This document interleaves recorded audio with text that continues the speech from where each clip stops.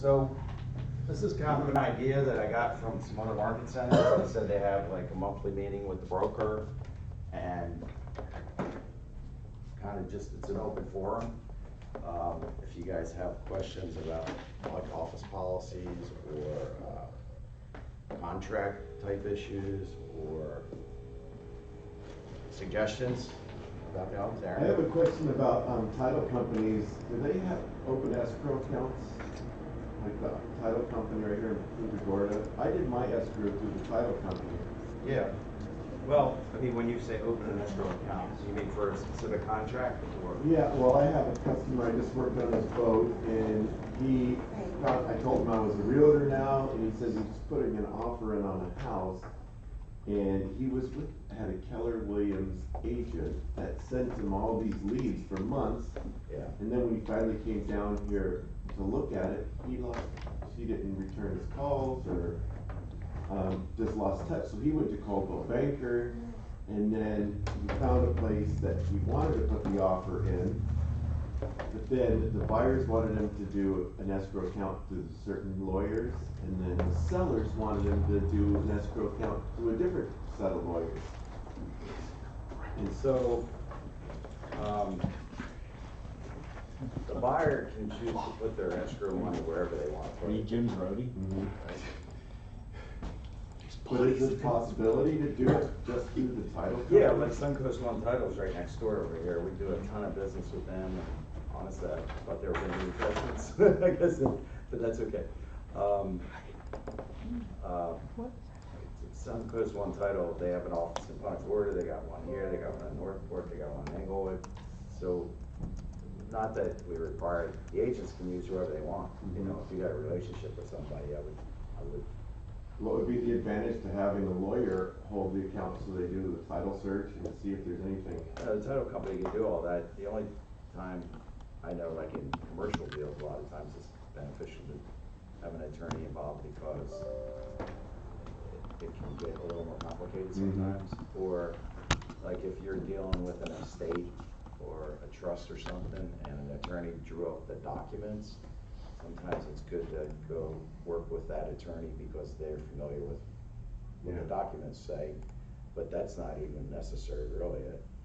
He was concerned because the house has been involved in a fire and it was rebuilt and remodeled, and he wanted to make sure that there wasn't any building department questions or past inspections or. Well, just because you're using an attorney, that doesn't necessarily mean they're gonna look into all that unless you specifically tell them, ask them to do that, and then they're gonna charge you for it. Title companies are probably gonna do a better job of that than attorneys.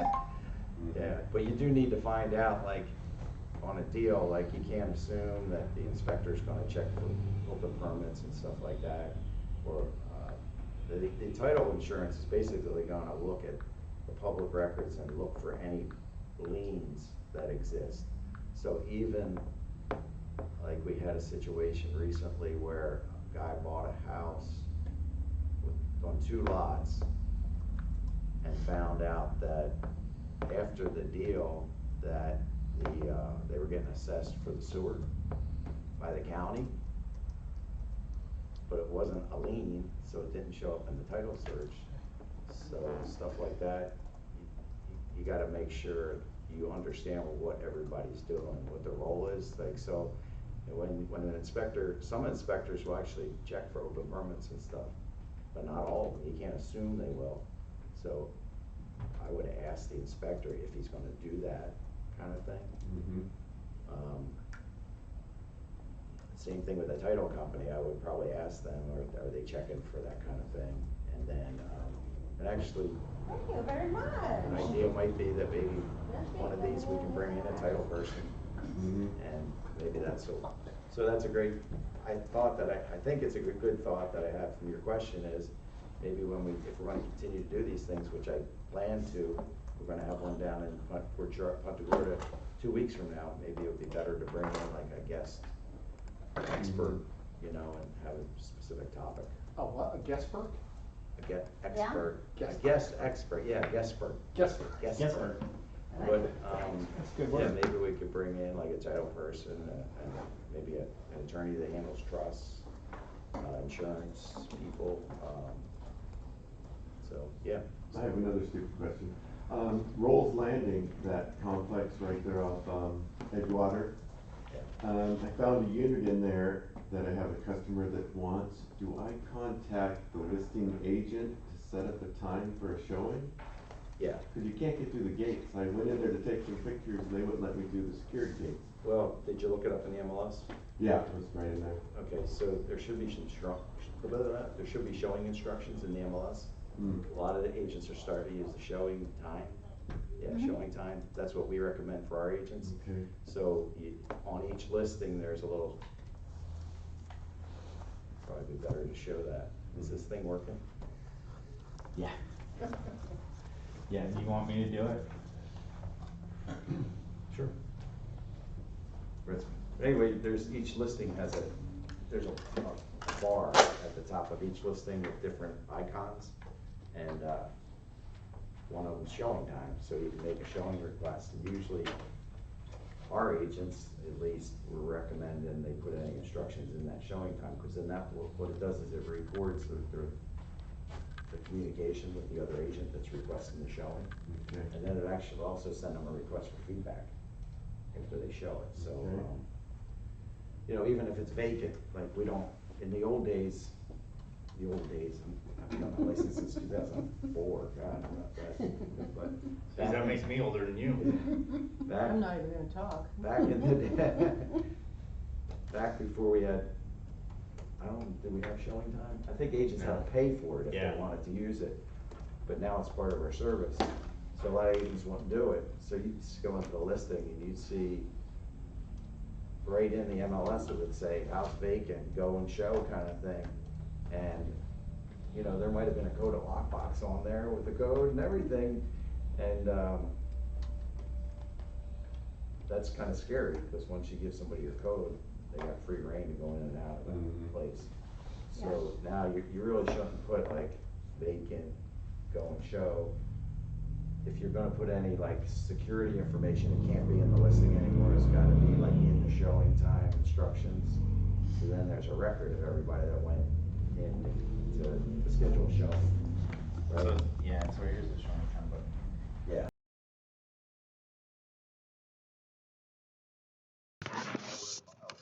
Sundial, I think it's supposed to be. Or a quarter clock. Some kind of time telling device. Yeah, so that's what I would do. I'd go in the listing. You might see some narrative about what the showing instructions are in the listing itself. Like they might say call agent for appointment or something like that. But if you don't see anything real clear, that showing time would be the best thing to do. I do technology, that's archaic. Let's try that again. Does that answer your question, Aaron? It does, thank you. All right. You know, I'm just gonna make one other comment though. Like, let's say, you schedule a showing and you're out with people all day long, and, it's getting to the end of the day and they say, you know, I'd really like to go back and take a look at that first house we saw, or second house. So you figure, oh, it's vacant, what's the big deal, I'll just go show it. Well, for a couple things, if you got an electronic lockbox on the house and you're using your super, they're gonna see that you went back into the house. The thing is, you don't know, there might be a security system in place that they disarmed before you went in, so they didn't have to bother giving you about it. There might be somebody in the house that wasn't there the previous time. There could be animals in there. I mean, I went to do a walkthrough. One of our agents had a customer that needed to do a walkthrough before they closed, and our agent had to go out of town for a family illness or something. So I went over to the house that morning, got there early to open up the house for the customer, and first thing I heard when I opened the door was the alarm going off, because nobody had told me there was an alarm. So I started calling everybody I could get a hold of to find out what was going on, and nobody knew there was an alarm, because the people who lived there were elderly and they never left the house. So they were always there when the house was shown, so there was no need to give anybody the alarm. So, you know, fortunately, we finally tracked some survived, of course. So, that was kind of interesting, because they had separate accounts.